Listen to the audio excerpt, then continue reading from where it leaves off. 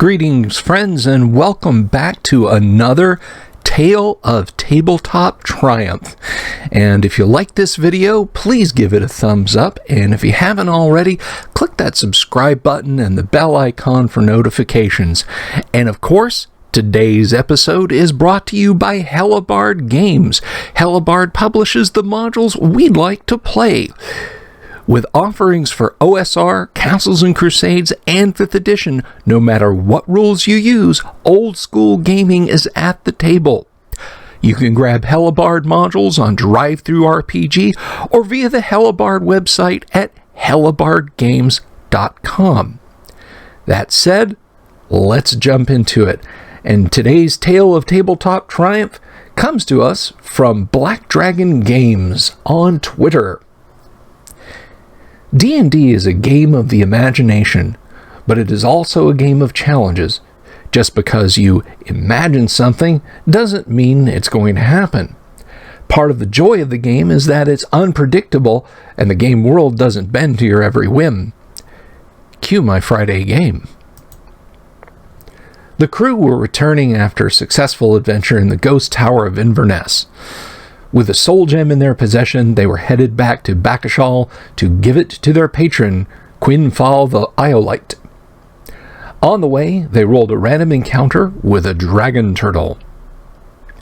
One of my players loves turtles, and by extension, loves dragon's turtles, so she freaked out when one appeared and announced that she wanted her character, she had 2 PCs, one a Slayer, one a Warlock, to become best friends with the dragon turtle. As a referee, you can handle this sort of thing in a few different ways. She initially asked if the dragon turtle could become her animal companion. I told her this might be possible, that it would become the focus of the campaign. You can't really run around with a dragon turtle in tow without that becoming the campaign. Now, just for the record, I'm down with that if the players want to make it a nautical campaign about the PCs sailing from place to place with their new friend.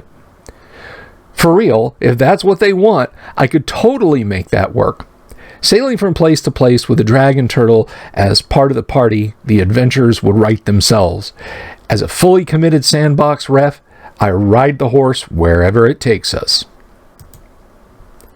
A discussion amongst the players determined that this wasn't what they wanted for the campaign, but she really wanted her warlock to become besties with the dragon turtle. So I told her that if she wanted, she could attempt to talk to the beast. One of the party priests had tongues as a spell. She could communicate with the thing and ask it if it would accompany her. Her PC was amphibious, so that wasn't a problem.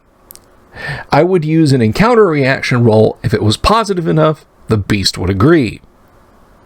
However, if it did, her PC would be removed from regular play, and they would leave the party, kind of like Ascension to Godhood or Lycanthropy once it happens. Your PC retires from play. She thought about it, and decided that having a PC that retired to swim off into the sunset with her new dragon turtle companion was awesome, and would be totally worth it to tell all her friends about it. So the spell was cast, the roll was made, and it came up positive.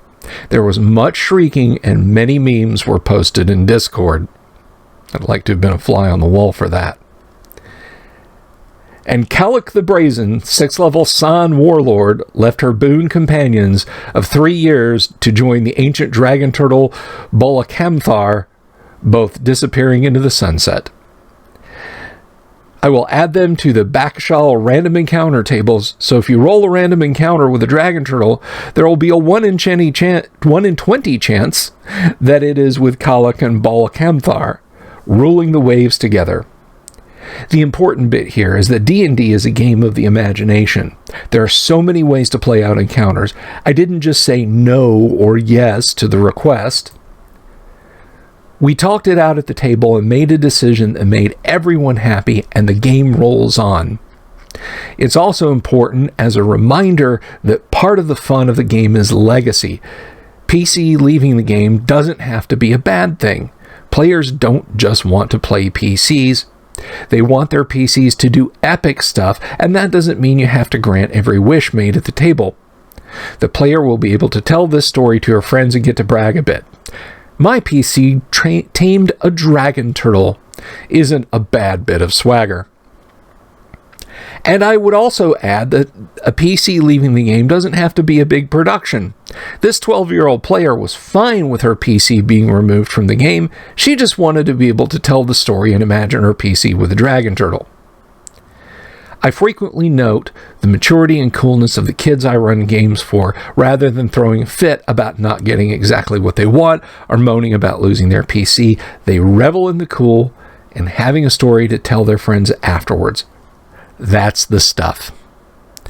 That's the stuff indeed, and this DM and player, I might add, definitely did it right to make what could have been a disaster or a boring encounter a real tale of tabletop triumph.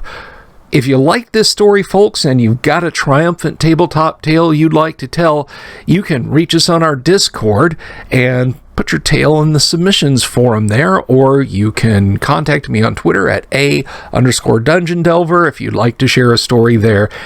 And Twitter is where I got this one. So thank you, everyone. I hope you enjoyed this tale, and we'll see you next time on Tales of Tabletop Triumph.